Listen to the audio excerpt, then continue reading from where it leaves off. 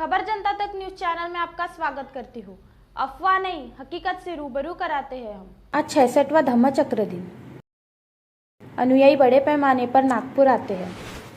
14 अक्टूबर 1956 को भारत रत्न डॉक्टर बाबा साहब आम्बेडकर जी ने दीक्षा भूमि पर लाखों अनुयायी के साथ दीक्षा ली। वह दिन दशहरे का था। इसी पश्चात लाखों बौद्ध बांधव नागपुर आते हैं। दीक्षा भूमि पर इस दिन मेला लगता है। भव्य रंगारंग कार्यक्रम होते हैं। यहाँ बुद्ध की मूर्तियाँ, किताबें, पेंटिंग और बुद्ध से जुड़े हुए वास्तुशिल्प दिखाई देते हैं। समता सैनिक दल के तरफ से अखिल भारतीय सुरक्षा संविधान के तहत हर घर संविधान हर जेब संविधान का अभियान उपक्रम किया गया।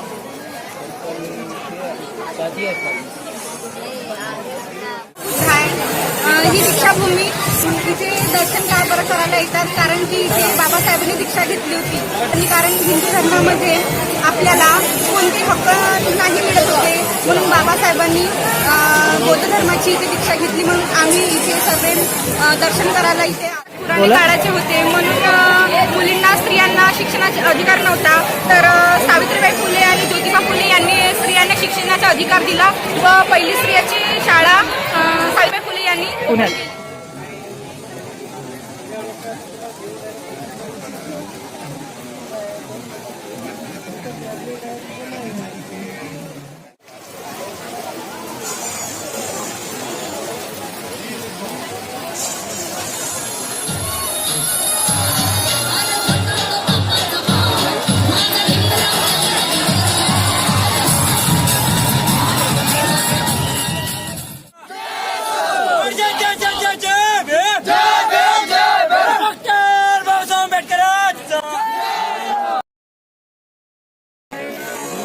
डॉक्टर बाबा साहब जी ने संविधान देते हुए कहा था कि लोकतंत्र के खिलाफ कुछ है तो वो जाति व्यवस्था है। लोकतंत्र को अगर लाना है तो जाति व्यवस्था को खत्म करना होगा। यही संदेश बौद्ध धम्म सिखाता है।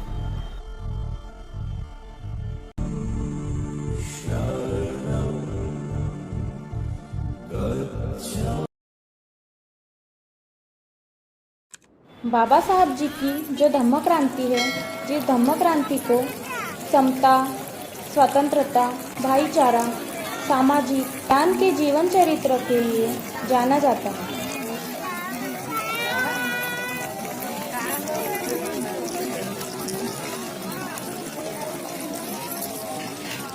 सभी दर्शकों को ये आज का जो धम्मचक्र प्रवर्तन दिन है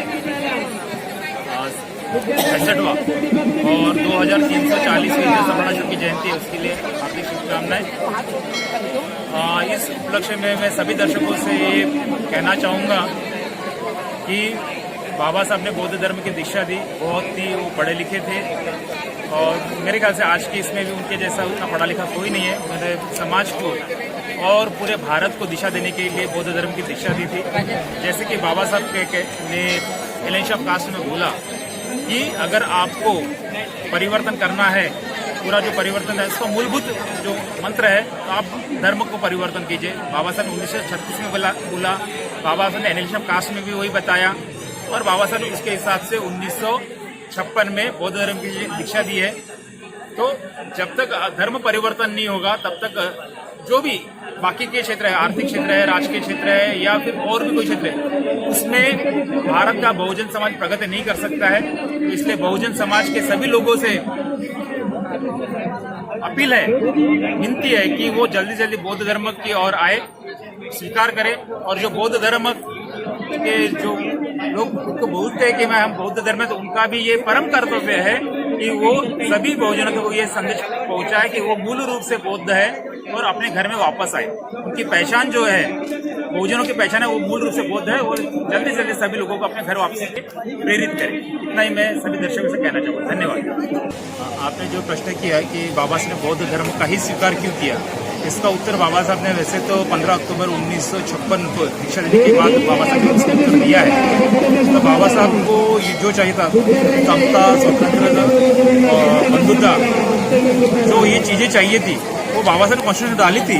लेकिन वो धर्म के हिसाब से वो सिर्फ बाबा साहब बौद्ध धर्म में मिल रहे थे। इसके बाद जो है कि जो मानसिक स्वतंत्रता बाबा साहब बोलते थे, वो मानसिक स्वतंत्रता जो भगवान बुद्ध ने दी है कि मेरी बात है, मैं कह रहा हूँ इसलिए मानो, भगवान बुद्ध ने कभी नहीं कहा। आपको बात वो आपके अनुभव पर, वो अनुभव पर सच लगती है आपको और आपके हित में है, आपके समाज के हित में, तो उसका स्वीकार करो। ऐसा भगवान बुद्ध ने खुद बताया, जैसे हम कलम सत्य में बात करते हैं। तो बाबा साहब जैसे जो एक स्वतंत्रता के काफी समर्थक थे, तो बाबा साहब को इसलिए ये चीजें बहुत पसंद थी। और दूसरी बात, बौद्ध धर्म का जन्म भारत भूमि में हुआ था। भारत भूमि में, बाकी लोगों में भी अच्छी बातें हैं, लेकिन बाबा साहब को ऐसा धर्म चाहिए था जो भारत भूमि से जन्मा हो और साथ में ये सब चीजें उसमें हो। तो इसलिए बाबा साहब ने इन दोनों बातों की वजह से बौद्ध धर्म का स्वीकार किया। देखिए, बाबा साहब ने काफी सीधे साधे तरीके से 22 प्रतिज्ञा का पालन करने को कहा है। जो 22 प्रतिज्ञाओं का पालन करेगा, इन्हें बाकी चीजें नहीं समझे तो भी चलेगा, लेकिन 22 प्रतिज्ञा का पालन करेगा तो भी उसकी प्रगति निश्चित ही है। नहीं हुआ था, लुप्त हो गया था, कोई कारणवश नहीं लोग उसको पालन कर रहे थे। लेकिन जो बुद्ध धर्म में जो कर्मकांड थे, जो जाति प्रथा थी, पूछनीय भाव था, एक दूसरे को दबाने की जो प्रवृत्तियाँ थी, दूसरे को लोग हल्का दिखते थे, तो ये सब समता है बुद्ध धर्म में नष्ट की। और ये 2500 पहले ये ऐतिहासिक धर्म है। ऐसा हिंदू नाम का कोई धर्म नहीं था, हिंदू नाम का कोई चीज़ नहीं थी कि जो धर्म से कह जाए। ना हिंदू धर्म है, ना सनातन धर्म है, कोई इनके लिखित रूप नहीं है कि जो हिंदू धर्म है करके। लेकिन बौद्ध धर्म जो है वो भगवान बुद्ध ने खुद किया था 2500 साल पहले। वो खुद थे, ऐसी ये कोई माइथोलॉजी की चीज़ नहीं है कि कुरान में है या नहीं है, लेकिन ये ऐतिहासिक चीज़ है।